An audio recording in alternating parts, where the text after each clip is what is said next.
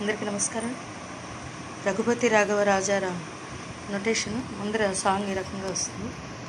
రఘుపతి రాఘవ రాజారాం పతిత పావన సీతారాం, సీతారాం సీతారాం భజ ప్యారేతో సీతారాం. ఇవి చరణాలు అన్నీ కూడా ఒకే ట్యూన్లో ఉంటాయి. అందుకని సుందర విగ్రహ మేఘశ్యం దానికి రాస్తుంది. ప్రతి చరణం తర్వాత కూడా రఘుపతి రాఘవ రాజారాం అని పాడాక మళ్ళీ ఇదంతా కూడా పల్లవంతా కూడా రిపీట్ అవుతుంది. ఇక్కడ వాడిన స్వరస్థానాలు షడ్జమం, శుద్ధరిష్మం, చతుశ్రుతరిష్మం, అంతర్గాంధారం, శుద్ధమధ్యమం, ప్రతిమధ్యమం, పంచమం, చతుశ్రుత దైవతం, కాకలి శాతం, తారస్యం. అంటే 2 రిషభాలు వస్తాయి, 2 మధ్యమాలు వస్తాయి. సో కాబట్టి అక్కడ మెన్షన్ చేశాను చాలా వరకు. ఆ రకంగా గుర్తుపెట్టుకుంటే సరే. ఇప్పుడు ముందర సాహిత్యం ఎలా పాడాలో చెప్తాను తర్వాత.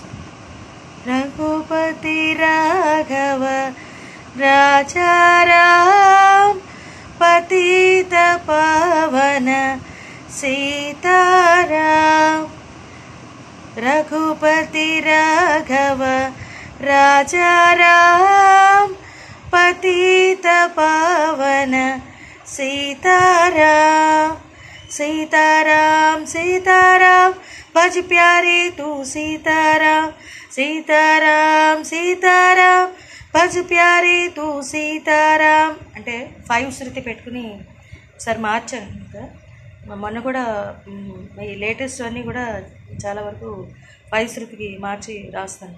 డైరెక్ట్గా వస్తుంది, అంటే స్కేల్ అవి చేంజ్ చేయక్కర్లేదు. నెక్స్ట్ ఇది వస్తుంది. తర్వాత మళ్ళీ చరణం వచ్చాక మళ్ళీ ఈ పల్లవి అంతా కూడా రిపీట్. సుందర విగ్రహ మేఘశ్యాం గంగాయం గంగా తులసి శాలిగ్రాం, సుందర విగ్రహ మేఘశ్యాం గంగా తులసి శాలిగ్రామ్. యాక్చువల్గా శాలిగ్రామ్ అనేది వస్తుంది, షా అని పలుకుతారు వాళ్ళు హిందీలోని, అందుకని చెప్పి శాలిగ్రామ్ అని ప్రొనౌన్స్ చేస్తారు. యాక్చువల్గా అయితే శాలిగ్రామ్. ఈ రకంగా వస్తుంది చరణం. రఘుపతి రాఘవ రాజారాం స్వరించదు దాద దద దని పమ పని రి రి రి నిసా నిదని పమ పసని ద దాద ద సా సా సా ని ని ని ద ద ద సీతారాం సీతారాం భజ ప్యారే తూ సీతారాం ని ని ని ని ద ద ద ద.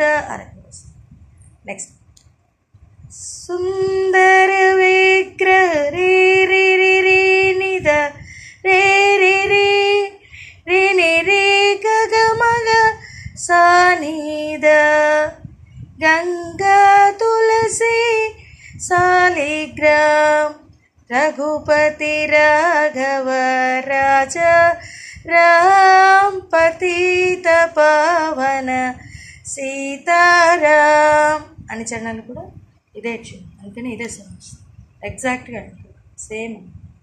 Thank you. చాలా మంచి సాంగ్స్ అడుగుతారు. ఇంకా ఈవినింగ్ కళ్యాణి తాను అది కూడా రాసిస్తాను. తర్వాత ఇంకొకటి కూడా అడిగారు త్యాగరాజస్వామి గారికి, అది కూడా రాస్తాను. ఈవినింగ్ 2 కూడా అప్లోడ్ చేస్తాను. Thank you.